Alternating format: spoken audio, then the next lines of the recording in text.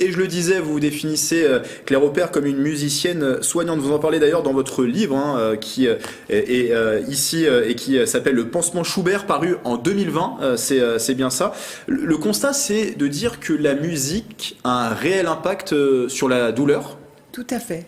À partir d'une expérience spontanée d'une résidente démente dans un EHPAD, dont la douleur est diminuée radicalement à l'écoute donc d'un morceau de Schubert, d'un extrait de ce fameux thème de l'Andante du trio de Schubert, eh bien j'ai fait une étude clinique qui a analysé plus d'une centaine de soins douloureux qui sont accompagnés par mon violoncelle. Et on a pu conclure, au bout de 5 ans, en comparant des séances avec et sans la musique vivante au moment du soin douloureux, que la douleur des patients était diminuée de 10 à 50%.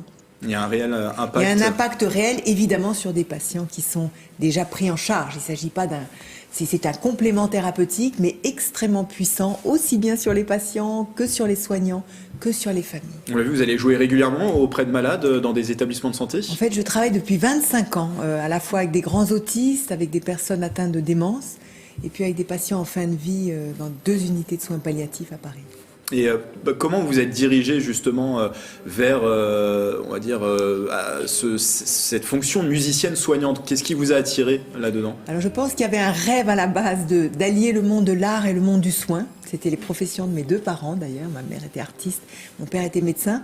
Et puis cette intuition aussi que la musique peut prendre soin. Bien sûr qu'elle ne va pas repousser la maladie grave, elle ne guérit pas les cancers. Mais elle va pouvoir transformer, elle va pouvoir remettre en lien, diminuer les douleurs, diminuer les anxiétés. Et donc c'est une très grande force dans un service de soins.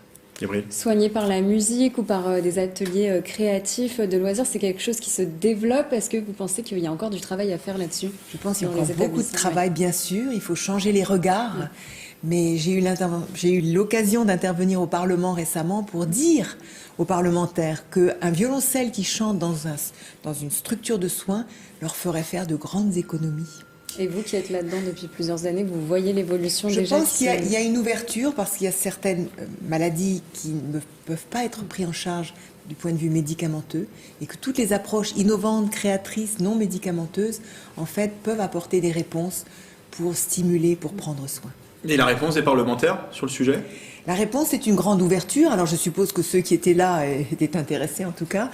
C'est qu'il faut changer effectivement le regard qu'on porte sur les personnes malades, sur la maladie, même on dirait peut-être jusqu'à sur la mort, et prendre conscience que le patient n'est pas seulement un sujet malade, mais qu'il a toutes les dimensions de son être dont on peut prendre soin. La musique apaisante, moi je peux en témoigner quand voilà, je suis dans une situation de stress, un petit peu de musique, ça relaxe. Je sais pas si c'est le cas pour vous aussi. Moi j'utilise pas de musique, moi je reste en silence, mais oui un peu de temps en temps quand même pour travailler. En tout cas, merci à vous, Claire Opère, d'être venue en parler. On rappelle d'ailleurs cette date aussi demain avec ce concert poésie qui sera proposé à l'occasion de la Journée internationale des droits des femmes. Ce sera du côté du musée Maurice Denis. On va peut-être revoir le site internet du musée. Ce serait affiché en bas de l'écran pour toutes les informations. Voilà, il s'affiche pour avoir toutes les informations sur cette date.